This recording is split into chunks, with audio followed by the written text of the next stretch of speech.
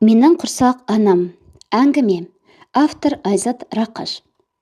Жарығы жоқ, жылуы мол бір әлем. Шуағы болмаса да, ыстық құшағы бар бір мекен. Мұнда қалай тап болдым? Кімнің құдіретімен пайда болдым? Ол жағы маған беймәлім. Әйтеуір, қимылдауға жарап қалғаныма мәзбін. Уақыт деген тылсым күштің барын білмесем де, ешкіммен тайталасып көрмесем бе, өсіп келе жатқанымды сеземін. Кейде тіпті күшім тасып, тепкіленіп қоямын. Сол кезде мен бүлкілдеткен тұсқа бір алақан тосылады. Алақан аялы ма, әлде оның иесінің түсініксіз күбір ұнай ма? Мен тентектікке салынуды дереу доғарамын. Жұмбақ сыбырға құлағымды тігемін. Дауыс иесі не айтса да мені жақсы көріп сыбырлайтындай. Кенет ол менен алақанын ажыратпаған күйі бір әуенді ойнатты. Бұрын соңды мұндай әуезге елжіреп көрмеппін. Сызылған сиқырлы саз. Үзіліп кетердей үлбіреп тамылжыдай. Соңында өксік араласқандай аһ ұрып тынды. Ырғақ аяқталса да маужыратқан бір күй тарқар емес. Құрсағымдасың. Жарыққа шығар сәтіңе ұмтыласың. Бірақ жұмсақ жібек үнде де беймағлұм шер бардай. Ол көкірегін кере күрсініп еді, мен де еріксіз селк кеттім. Тыпырши беріп, өзім жеке дара билеп алған мекенімнің аты құрсақ екенін білдім. Құрсағыма салған өзгенің аманатысың. Содан да көпке жаманаттымын, қайтейін.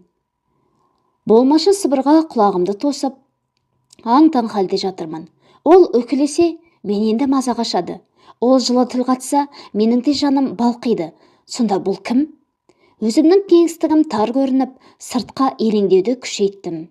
Атынан да, тіпті затынан да хабарсыз болсам да, құпия әлемге елти беремін.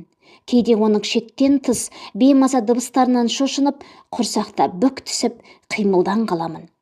Тыныштыққа үйіп қанша жатқамды білмеймін. Мені құрсағына көтерген жан асығыс қимылдап, шапшаң адымдай жөнелді. Менің нендей халде екенімді білуге құмартпадым. Тездете жетіп, бір жерге отырып, тағы да уф деді. Мен аунап түстім де, тым жарық жерге кіргенімді бірақ білдім. Тосынан маған біреу келіп тақалды. Аялай сипайтын алақан ба деп қалғи беріп едім, ол емес екенін сәлден соң сезіп, бұға қалдым. Бүкіл бойымды әлдене тінтіп өткендей болдым. Қорғануды қалай үйрендім, оны да білмеймін. Әйтеуір тасалана қалдым. Сәулелі зат та кетер емес, маған ара-тұра болымсыз толқындарын бағыттайды. Бұл кім? Ендігі жұмбақтың шешуін тарқатуға шарасыз едім. Әйтсе де, маңайымдағы дабыр-дұбыр дауыстардан сезбей қалмадым. Құлақ салып едім, емеуріндерін ұққандай болдым. Мына жуан дауыс менің кім екенімді білуге құмартып тұр. Оған ащылау жіңішкеуін жағаласты. Сендердің құпияларың көп болса, менің де өз сырым бар. Кім екеніме сонша шошиып, жиналып алып даурыққан бұлар кімдер? Бәрінен бұрын мен кіммін? Мен құрсақ деп аталатын жылы әлемнің жалғыз қожасымын. Тыншымды қашырған үндер толастап, сытыр-сытыр қағаз дауыс естілді. Сонда маған белгісіз бұл дауыс иелерім қағазбен ойнай ма, әлде соны ғана ойлай ма? Өктем сөйлеген жуан дауыстың қолынан сусып шығып, нәзік дауыстыға бұйырған бұл не қағаз? Қыбырлап жүргендерді қуанышқа кенелтетіндей неткен ғажайып қағаз. Бір сәт сүттей ұйыған тыныштық орнады. Тыныштықта балбырап жатыр едім.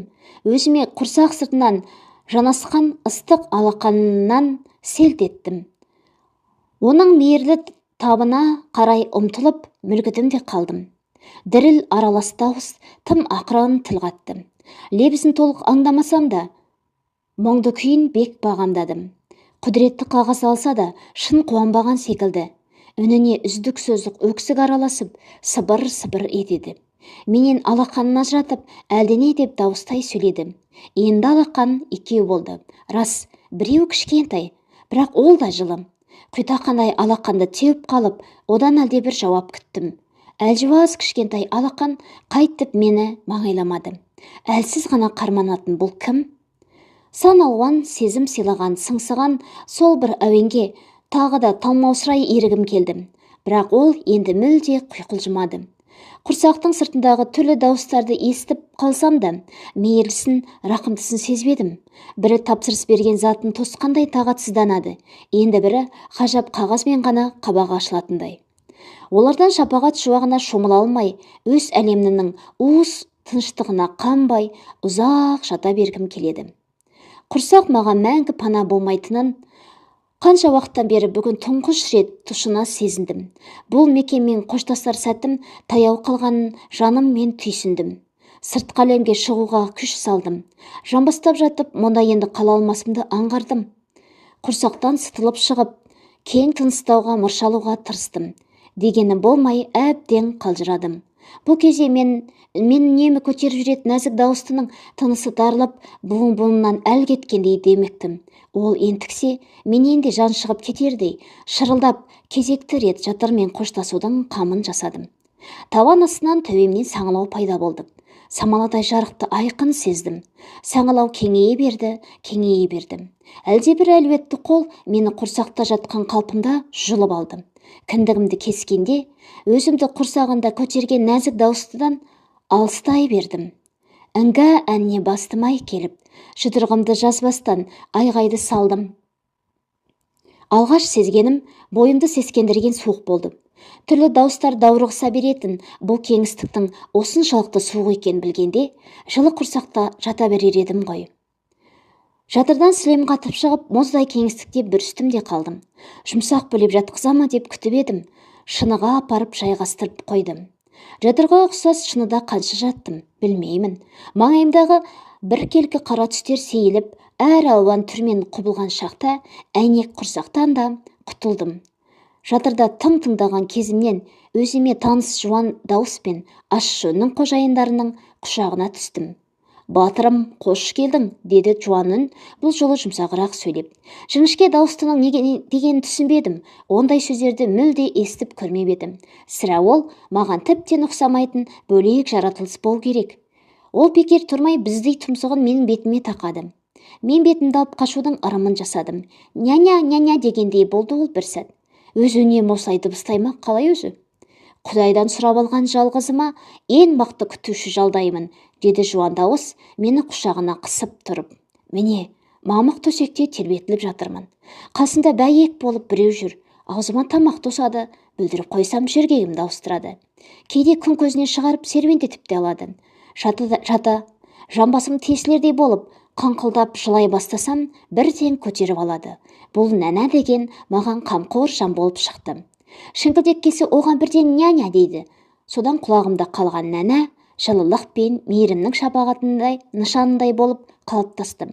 Шіңкілдек менің қолына жиі ала бермейді. Ала қалған күннің өзінде жалтыраған айнасына тақап, менің бейнемді түсіріп алады.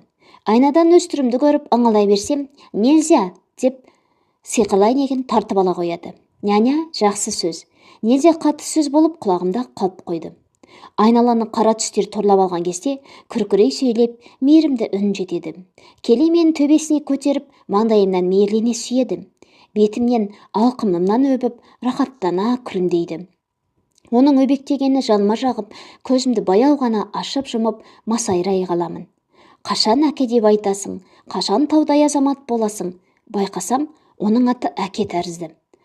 Ол қанша гүжілдей тіл қатса да, Нельзяның жанында дәрменсіз күйге түседі. Шіңкілдек оның құлағына сыбырласа, мен әке атайтын қауқарлы жан кереуетке құлап түседі.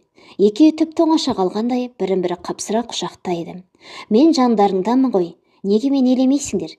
Әлде мені тым кішкентай, сондықтан ақымақ көресіңдер ме?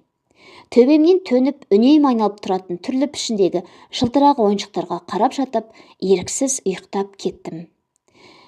Мен оянған мезгілде сөйлейтін айнасын қолынан бір тастамайтын ашшын қожайыны келіп, мені ебедейсіз көтеріп алды. Қолы тарамыс, әрі қатты екен, батып барады. Жылан шағып алғандай шыр ете қалдым. Ол мені уысынан босатпай, өзге ғаламшардан келген тосын жаратылысқа тап болғандай шұқшиды.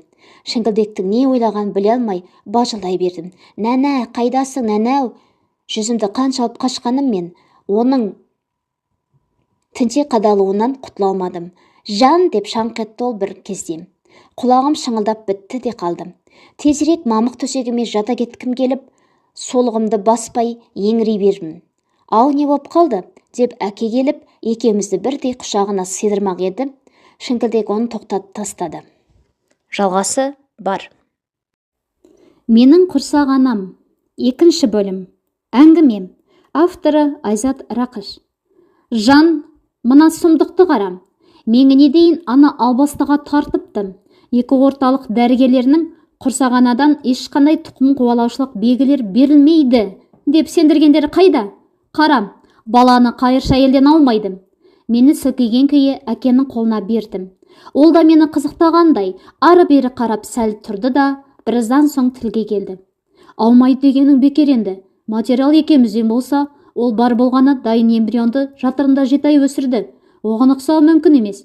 Қызыл шақа кезінде ешкімге ұқсата алмаушы едім. Енді күннен күнге амал баста елге тартып барады. Ол айнасын алып шығып, біреумен сөйлесті.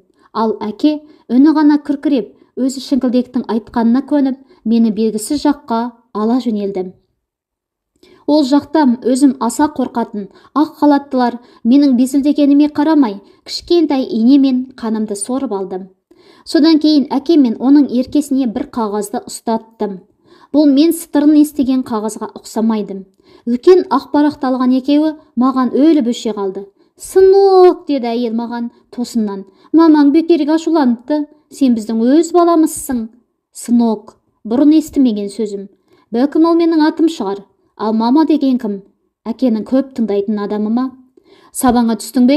Қайдай үйге? Ұлым шаршап қалды, деп әке менің жайымды тілсіз қалпымнан ағып ұғып тұр. Үнінде аз-маз кейіс бар тәрізді. Үйге келген соң, күндегідей нәнәнің қамқорлығына қарық болдым да қалдым. Нұр мен қараңғылық алмасып қанша тұрды, есебін кім біліпті.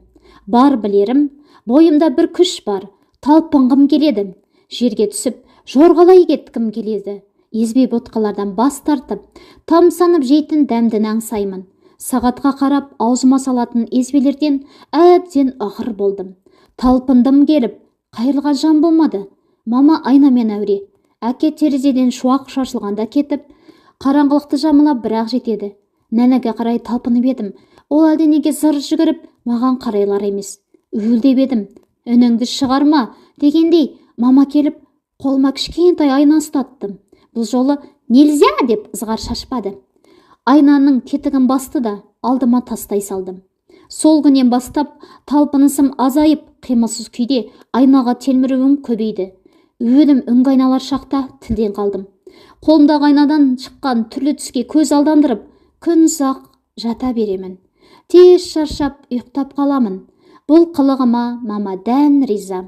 Өзінің сәнді әйнегінің қарсына отырып алып, маған ұғынықсыз ұзақ сөйлейді.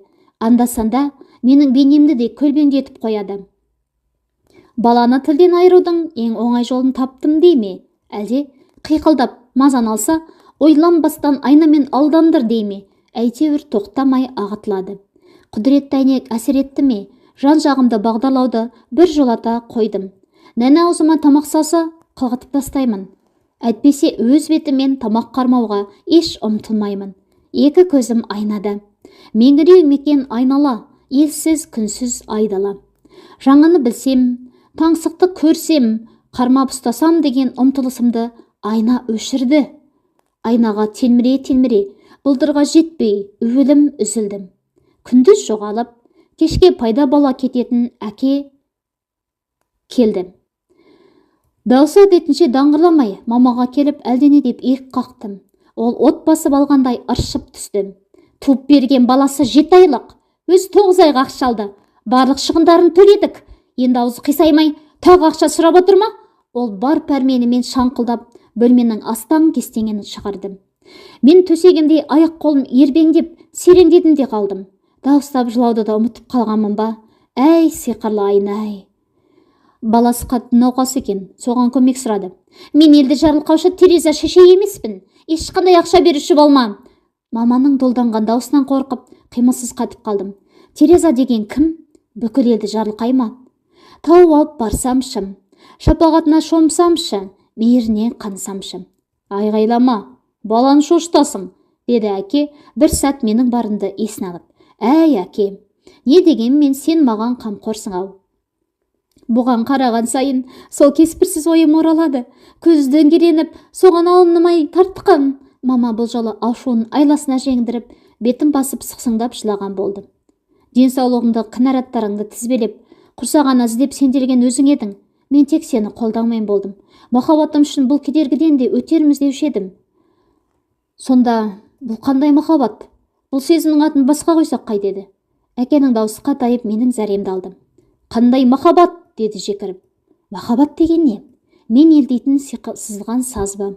Әлде махаббат деген алақанның ыстық табы ма? Махаббат деген мұңайып тұрып, мейірім мен нәзік үн қату ма? Махаббат деген татсаң таңдайында қалатын дәмді ас па? Айнам аулақтау болған соң, ақылым іске қосып, ойға бата беріп едім. Мама шар ете қалды. Жоқ, бұл махаббат, басқаша атауға дәтің бармасын. Онда соқыр қызғанышының құрсауынан құтыл. Мен балымға көмектесуге сенен рұқсат сұрамадым. Жай сені хабардар еткім келген. Құрсағаны болудағы басты мақсаты науқас ұлын емдету екен. Ешкімді де перзент қайғысымен сынай көрмесін жаратқан. Әкенің сөзінен соң мама тек селкілдеп жылауды ғана білді. Оның қысыңқы жанарындағы нөсерге әке төзіп тұра алмады. Құшағын жайып жұбатуға кірісті. Жылы жүзді нәнәмнің қамқор қабағына еркелеп, бір жағы жөргегімді сыпырып тастағанына мәз мейрам болып, тепкеніп жатыр едім. Әкем кіріп келді. Аяқ қолымды созып, мені ширатудың қамына кірісті. Өс балам, дейді барынша жылы сөйлеп. Қолы қатқылдау болса да, жылылығымен жайлы теді. Айна адыра қалып, қиқылдап, талпына бастадым. Қанат байлап, ұшып кетердей ұмтыламын деп, әкемнің қолынан құлап түсуге шақ қалдым. Нән әкеліп ұстай қалды. Екеуі де мені мақтап ұстап тұр. Шу қарада жіберер емес. Төрт алақанда тербеліп тұра берер медім, тыныштық құсын мама үркіттім. Үйдің ішінде қара дауыл тұрды. Оның ызғарынан нәні ағып сыртқа қашты. Мен төсекте қала бердім шалқалап. Әкем, қызғаныштан көзің байланды деп қаша ұрыс салды. Қызғаныш деген не? Қолындағы барды өзгеге қимау ма? Әлде өзіңді жоқты өзгеден сұрау ма? Әлден уақытта әкем қаралдаудың бетін қайтарып, күннің көзін қайта шығарды. Бұл жолы төгілген сәулеге мен жылына алмадым. Нәнәні іздей бердім аңылдап. Айнаға да құмартпадым. Ондағы қызылды жасылды бейнелерге де көз салмадым. Бар ойым нәнәнің жаныма оралуы болды. Ол келсе, мына шуақтан ада бөлмеге жылы нұр енер еді. Өз әлденеге қарбаласып жүрсе де, жанынан өтіп бар жатып төбемнен сүйсе, соған мәресері болып қалатымын. Ақыры жарық нұр терезеден ақсықанда, әкемнің қолынан езбешеп, амалсыз ұйқыға шомдым. Ара-тұрады көзімді кең ашып, қасымда әкемнің отырғанын көріп, қайта кірпік айқастырамын. Қанша уақыт өткенін қайдам. Сыбызғыдай сыңсыған бір әуен жетті құлағыма. Бұл менің құрсақта жатқан шағым ба? Үздіккен әуезі ырғақ жақындай бердім. Бойым еріп, жаным рахаттау жатырмын. Әлди бөбешім, тәтті күйге шым батып барамын. Ойламаған жерден нәзігін өксіп барып қайып болдым. Жаңағы жанды жай таптырған, сиқырына тамыдырған сазда кілт үзілдім. Біреу ине соғып алғандай шар етіп ояндым. Безек қағып жетіп келер нәнәм көрінбеген соң айғайды үдеттім. Үйде жалғыз емес тәріздімін. Керілдескен дауыстар есіктің ар жағынан анық естіліп тұр. Сенің қиялынан туған қызғаншақтығының кесірінен енді жаңа бала күтуші іздеуіме тура келіп тұр. Бұл реніштің әкемдікі. Қол ұстасып, бір-біріңе тесіле қарап, телмірген түрлеріңді көрмедің бе? Егер оны қайтарсаң, мен кетемін. Мама тағы құйынған көтерген ау шамасы. Осы әкеме таңым бар. Үнемі маманың бар дегенін орындайды. Айғайын көтереді. Дауылы мен жауынына шыдас береді. Оның бар қылығын махаббат деп түсіндіреді. Сонда махаббат бар жерде ұрыс-керіс, дау-жанжал өрті жүру шарт па? Сенің жалаңнан кейін намысты болса өзі қайта айналып келмес. Мәссаған, сонда мен даусым көкке жетіп бекер шу көтеріп жатырмын ба? Нәнә, менің нәнәм енді қайтып келмей ме? Бет аузым тыржиып, быржиып, таусылып зарлауға көштім.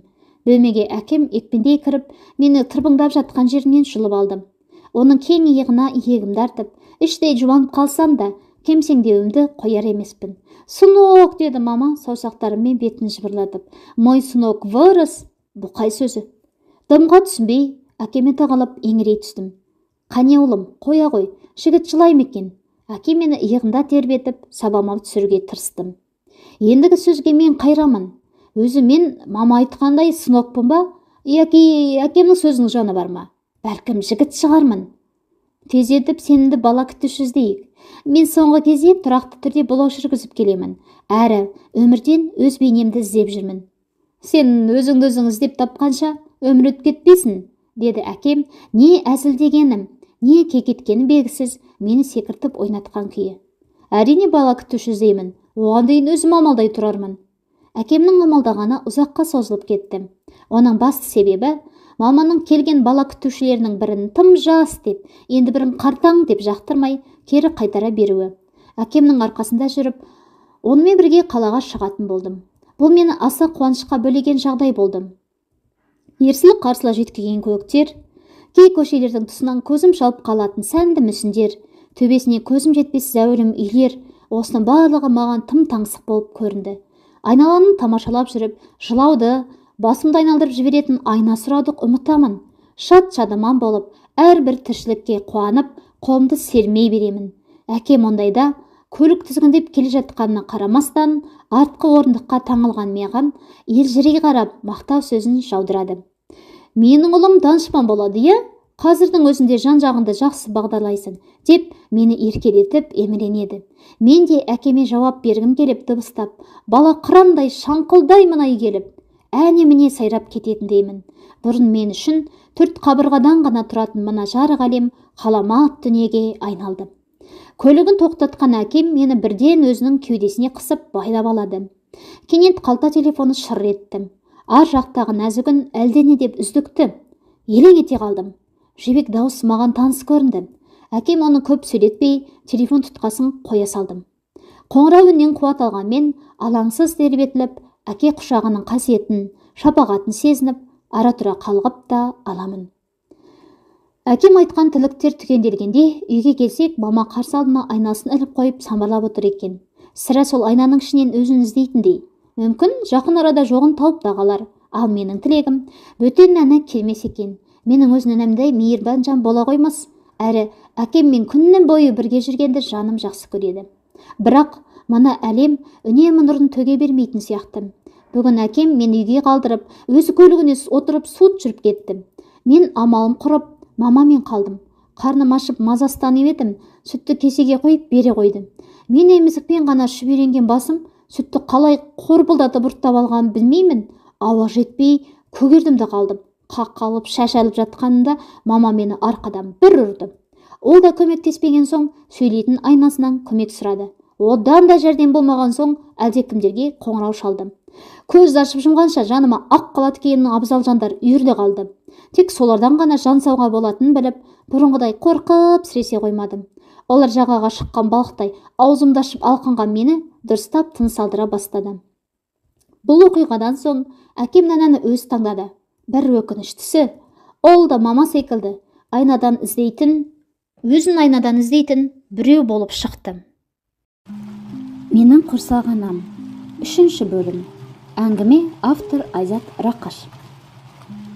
Қапыда өзін-өзі жоғалтып алып, айнадан тауып алмаққа талпынатындардың қатарына бұл күндері мен де қосылғанмын. Тек ғажайып әйнектен өзіме ұқсас бейнені жоқтыра алмадым. Айнаға қарай-қарай көзім қарауытып, басым айналатын болды. Кештеде жеткен әкем еңбектеп жүрген жерімнен мені іліп алды да, кеудесіне қысып, екі бетінен кезек сүйіп, қуанышты хабарын бөлісті. Батырым, ертең сенің туған күніңді тойлаймыз. Менің де бір тойым бар деуші едім, міне, сол күн ертең туайын деп тұр. Той деген не? Мамаға келіп, шуылдай сөйлеп, дуылдай күлетін адамдар тобы ма? Жүзіме түскен күн сәулесінен оянған мен көзімді жұдырығыммен уқалап, бырысып-тырысып сәл жаттым. Ақырын аңылдап, аңысын аңдыдым. Ешкім келе қоймаған соң, шіреніп тұрып, бажылдай бастадым. Жүгіре басып, әкем жетті. Менің арыстаным оянған екен ғой. Қолын созған әкеме қарай тырбыңдап ұмтылып қоямын. Мама келіп бетімне сүйгенде, ащы әтір иісіне тұншығып қалдым. Мұрным жыбырлап түшкіріп салдым. Бір таңғалғаным, үйде бөтен адамдар баршылық екен. Қолдан қолға өтіп әбден шаршадым. Көзім қызарып, ұйқым келсе де, оны байқар ешкім жоқ. Шіркін, нәнәм-ай, менің күйімді қабағымнан танушы еді ғой. Терезеден төгілген алтын шуақ қарауытқанда, бәрі қопарыла үйден шығып, салтанатты ғимаратқа бет түзеді. Мен маманың қолында салақтап жүрмін. Ішім қысылып, лоқылдатып құсып қойдым. Ол мен әкеге берді де, өзі көйлегін сүртіп әлек болды да қалды. Жаңғырыққан әуеннен жүрегім аузыма тығылып, көзім бақырайып, әкенің құшағында отырмын. Ол күректей қолымен маған еппен тамақ ұсынады. Аса сақтықпен шай ұрттатады. Тойған қоздай томпиып, ұйқы алдына қамдана беріп едім, әкем мені ортаға көтеріп алып шықты. Қамалысқан жұрттан сескеніп, әкемнің құшағына жасырынғым келдім. Дегенмен сәлден соң аяғыма тұсау салынды, оны бір ақбас кестім. Мені кілемнің үстіне жіберді де, өздері шу-шырқан болып қол шапалақтасты. Еңбектеп барып, қаз-қатар тұрған 3 сатқа тап болдым. Шетте жатқан көк қағазды ұмаштап, әудем жерге лақтырып едім. Қызынған жұрт ысқырыққа бастым. Қажайып қағазды қажетсіз көргеніме таңдандым ба, білмеймін. Іштерін қатты тарттым. Одан кейін қалың қатталған қағаз қойыпты. Оның бірер парағын жұмалап, қасындағы кішкентай затқа ұмтылдым. Олың домбыраны таңдады, әнші болатын шығар деп, соңымда қошеметшілер менің болашағымды болжап үлгерді. Олар домбыра деп атаған үкілі ағашқа, аспапқа жеттім де, құшақтап жантая кеттім. Абайсызда бір шегіне саусағым ілініп қалып, қолымды тартып едім, бір нәзік үн дың еттім. Осы күнге дейін маған тек айна ғана сөйлейтіндей көрінуші еді. Сөйтсем, домбырада одан асқан үн бар екен. Құшағыма домбыраны қысып, кремде көсіліп жатып, жер тепкілеген жұртқа қызықтай қараймын. Төменен қараған соң ба, олар маған шеттерінен алпамсадай болып көрінеді. Баж-бұж бір айғай қосылғанда, түгел дерлік ортаға жиналды. Биле десіп бірін-бірі қыздырады. Билеу деген не? Даңғаза ырду-дырдуға қосаяқтап секіру ме?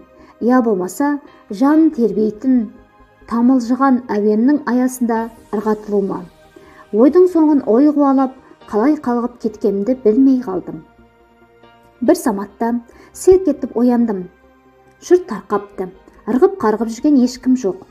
Өзімнің бөлмем екенін төбемде төңкеріле айналған ойыншықтардан білдім. Кеш бойғы дүрмектен үйреніп алған ба, әкем мен мама бір-біріне тап береді. Дауыстары сыбырға жақын болса да, жүрегімді мұзатып жіберердей тым зәрлі, аса сілді. Қызғаншақтығыңнан шаршадым. Қашан тыныш өмір сүреміз? Әкемнің күбірі күңіреуінде естілді. Құдашаңда белінен қысып алып, шыр айналғанында езуіңде көкіні байқамады деймісің? Менің жанымда олай шат-шадымаған болмаған шығарсың. Маманың ызғарлы сыбырынан соң қыңқ деге шамам келмей, сілейдім де қалдым. Жай билегенде тұрған не бар? Асабаның әзіліне езу тартуда күнә болып ба? Әкем қарсы алдында бүйірін таянып, атылатын жыландай басын қақшитып алған маманы кеудесінен итеріп жіберді. Ол өзі құлауға бейім бе? Төсекке ұшып түсті. Оның ашу дауылынан кереует үстіндегі заттар бірінен соң бірі ұша бастады. Сен мені сүймейсің, деді бір кезде даусы жарқшақтанып. Көзін жасқа бұласа, асау тайдай туласа, әке жетіп барып жұбатар деп күтті білем. Сені осы қалпыңда сүю үшін нағыз жынды болу керек шығар, деп әкем мені жатқан жерінен суырып алды. Көрпеме орады да бөлмеден шығуға ыңғайланды. Дәл осы кезде маманың жан даусы шығып, әкенің етегіне жармасты. Сонда осы уақытқа дейін жынды болып келдім дегің келіп тұрма? Менен бас тартсаң өлем. Долдана шыңғырған мамаға түңіле қараған әке бөлмеден шыққанша асықты. Есікті жабар жаппастан ту сыртымыздан бір зат салдыр ете қалды. Әкем бөлмеге қайта енгенде күл-талқан болып сынған мама үшеуміздің суретімізді көрдік. Парша-паршасы шыққан әйнектің ар жағындағы бет жүзіміз сызаттанып, езіміз қисайып кеткендей тым қорқынышты көрінді маған. Мына дүниеге келгелі алғаш рет қорқыныштың тұзағына түстім. Қорқыныш деген не? Айғай-шудан бой тасалау ма? Я болмаса қара дауылдан бас сауғалап тас мүсіндей қатып қалу ма? Қорқыныш жеңген сонша тәтті бала болудың амалын жасап, қыңқ етіп жыламадым, қиғылық салып әрнен сұрамадым. Аяғымды ұшынан басып, дыбыссыз қалқып жүретін болдым. Бұл тым сабырлы сыпытым мамаға ұнамады. Айнасына ұзақ өңіріп, ақыры мені науқас деп тапты. Ауру белгілерін құдіретті әйнегінен сұрап алды да, кеш болмай жеткен әкені бас салды. Міне, сенің шаң жуытпай жүрген ардақтыңның тапқан баласы. Ол сырқат, желдегі дәрігер солай деді. Онлайн емхана ашып алған ба сол жазғандар? Әке мырс етті де, әлдем жерге домалап кеткен кішкентай домның соңынан жасқаншақтай безектегі мені жетегін алды. Өкшесін баспайтыны, ыстық шайды үрлемей ішетіні, диваннан құлап түссе де ауырсынбайтыны, осының барлығы аутизмнің белгілері. Тездетіп дәрігерге апарайық, жан. Мама жұмсақ сөйлеп, әкеге қила қарап, оның мойнына асылды. Телефонынан сұрашы, мүмкін мен де ес-уас шығармын, деген әке мені ас бөлмеге ала жөнелді. Қатулы қабақпен отырып ішкен ас сыңып жатпаса да, кешегі шудан қорқып қалған мен ботқамды тауысып жеп қойдым. Мама әкеге тәтті дәмді сұнып ішік шапар болды. Алайда әке оңырай бермей салқын кейіпте қала берді. Соған қарағанда бүгінде әкемнің қойнында жататын сияқтымын. Ып-ыстық әке құшағы жаныма майдай жағады. Пердесі жабылмаған терезеден түнерген түн келбетінен сескеніп, әкемнің бауырына тығыла түстім. Ол орнынан атып тұрды да, етегі кестеленген әдемі пердемен қара түннің жүзін жасырды. Өзі қолына телефонын алып, менің суреттерімді қарай бастады. Жай қарамай, кейбіріне белгі салып, әлдекімге жолдап отырғандай. Ол жақтан тез жеткен жауапқа әкемнің жүзі нұрланып, ажарланнан жылы шуақ шашылады. Әкемнің түйдіңен қабағын жайдар еткен, жан дүниесін күлімдеткен бұл кім?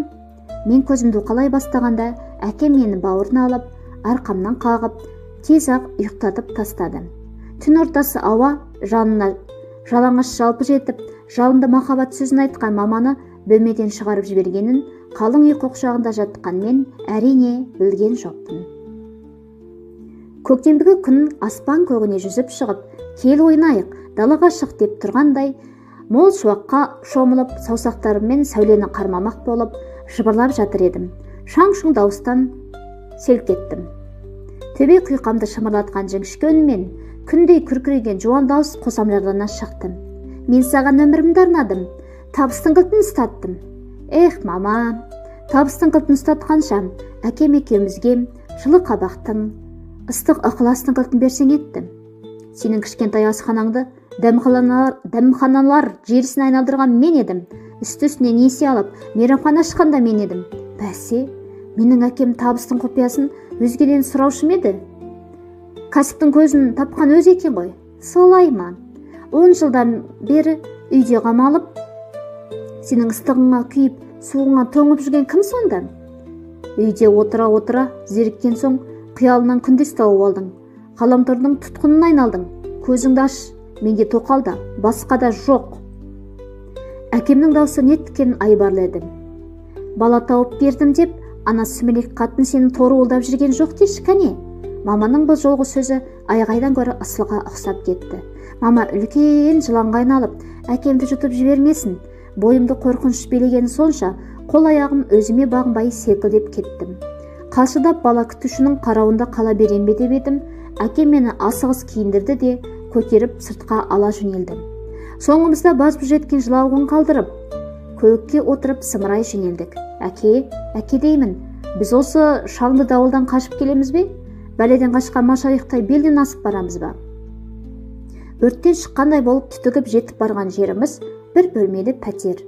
Мұнда тыныштық ясалғанға ұқсайды. Құлағынан күн көрінгендей әлсіз, баяу дауысты балаға үркей қарап сәл тұрдым да, сыбызғы үнді әйелдің мейіріміне бөгіп қалдым. Мен бұған дейін естімеген нәрлі сөздер құлағымнан кіріп, жүрегіме жетіп жаттым. Балапаным дейді басымнан сипап, неткен тәтті едің дейді бетімнен сүйіп, кіп-кішкентай қолынан сенің дейді еміреніп, сені қалай сағынғанымды білсең ғой дейді тебіреніп. Мұншалықты асып тасқан шапағатты көрмеген мен, не істерімді білмей, абдырап, алуан түрлі дыбыс шығарып, бір орында секіре бердім. Ырғып барып, төрбемнен төніп тұрған әкемнің тізесіне жүзімді жасырдым. Қарғып өтіп, шапағат нұрымен жанымды жылтқан қоңырауынды нәзік әйелге ұмтылдым. Ол менен құшағына алып, бір әнге бастым. Қиқылжыта шырқамаса да, танауысынан ыңылдай отырып, әрі таныс, әрі жат әуенмен даладағы көктемнен де сәулелі бір әлемге бастай жөнелді. Тамылжыған тәтті күй бойымды дел сауғып, өң мен түстей бір халге тап болдым. Қоңырау үні қандай нәзік болса, мені құшақтаған қолы сондай ыстық. Бетіме тақалған жүзін жібек дейін бе, торғын дейін бе? Түсімде үзіле созыла әуен ойнатып, өксіп барып ғайып болатын осы ғажап емес пе? Ыстық құшақта тербеліп, қорқыныштан жүдеп жадап қалған жаным емделіп, сыңсыған сиқырлы саздың тылсымына шым баттым. 7 ай жүрегімнің астын мекен еттім. Кіндігіңді кескенде менен қол үзіп кеттің. Мені тастап, аманат иелеріне жеттің. Сағыныштан құсаланып, күнімді түн еттім. Бүгін сені өбіп, көңілімнің бақшасына гүл ектім.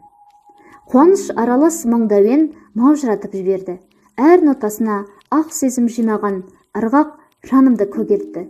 Көсегем көгеріп, шаттыққа кенеліп, алаңсыз күлкінің қоңырауын қақтым.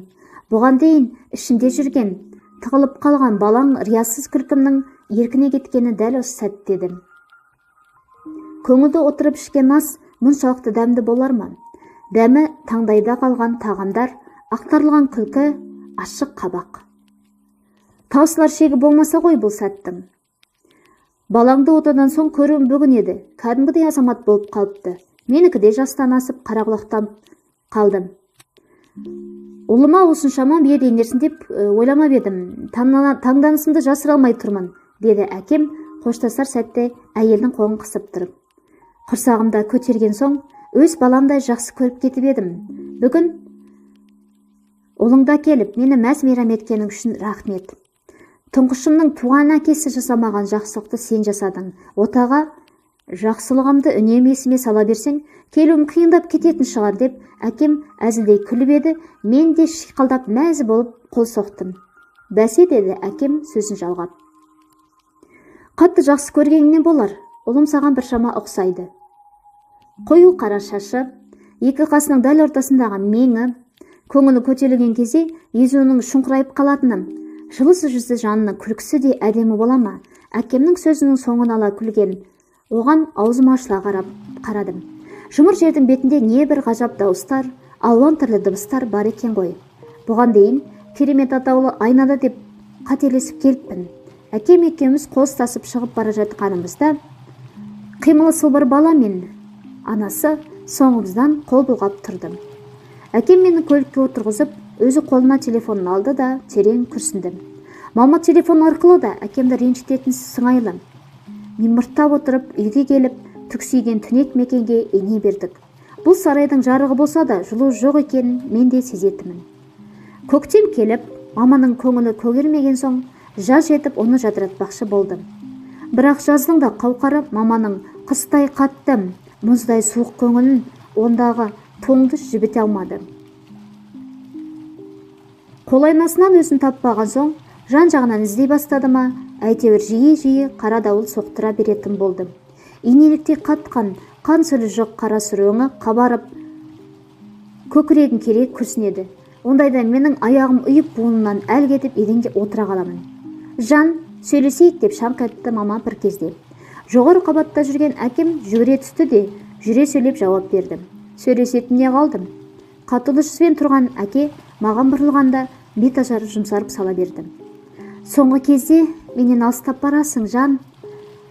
Маманың өксік аралас үні құмығып шықса да, әке селт етпеді.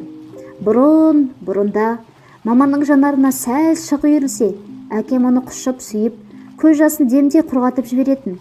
Бұл күндері әкемнің жалғыз қымбатты жақыны өзім ғанамын. Бөлме ортасында сыртқа қарап соқ тұрған әкеме қалтақтап жетіп бардым. Оның тізесінен құшақтап жылы шырай күттім. Әкем әлденеге қатты дағдарған күй қимылсыз тұра берді. Енді қызғанбаймын деп қанша мәрте өзіңнен кешірім сұрадым. Жетер енді осы кеуде келгенің. Мама ысқырына сөйлеп, ашу әбжыланын шақыра бастады. 12 жыл бұрын ғашық болған бір әйелге. Қазір оның өзі жоқ, сұлбасы ғана жүр жанымда. Әкемнің дауыс көтермей, баяулата айтқан сөзіне мама отқа шыжылғандай шар етті. Нақсүйерің бар екен, о баста ішім сезген. Қаңғытып жіберем, қоң істеп кетесің. Қара бақырсыз қалсаң, ана ашынан сені үйіне кіргізер ме екен? Мама қолындағы айнасын жерге аямай атып ұрды. Қап, енді өз бейнесін қайдан іздейді?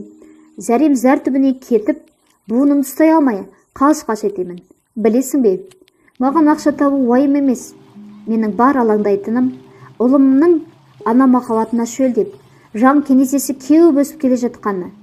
Сен ана бола алмадың. Өзің тірі тұрып, оны жарты жетім еттің. Әкем байсалды сөйлеп, көжектей дір-дір еткен мені құшағына алды. Бұның қаны менікі болғанмен, сықпыты ана сұрқсыз қатынға ұқсайды. Сол үшін жүрегім жібімеді. Мама бүгін бар шындығын айтып қалуға тырысқандай, арасында кісіней күліп, шыңғыра сөйлейді. Неге оған тартқанын білесің бе? Ол балаға өзгенің аманаты деп салқын қарамаған. Баланы қатты жақсы көрген, сол себептен өзінің кейбір қасиетін құйып берген. Әкем жақын тұрған сүреден көктің кілтін алып жатып, мамаға ашусыз, сабырлы жауап берді. Бірі айғай салса, екіншісі салмақпен сөйлейтін бұл екеуі күн мен түн, қыс пен жаз секілді көрінді маған. Қол албастының бар қасиеті ақшада. Тағы қай күні кімге теңге үшін бала туып берер екен. Мама тауып айттым дегендей айыз ғана дөреклене күлді. Бәлкім бұл жолы тағы да маған сәби сыйлайтын шығар. Бірақ ақша үшін емес, махаббат үшін. Әкем бұл жолы зілдене тіл қатты да есікті шалқасынан ашты.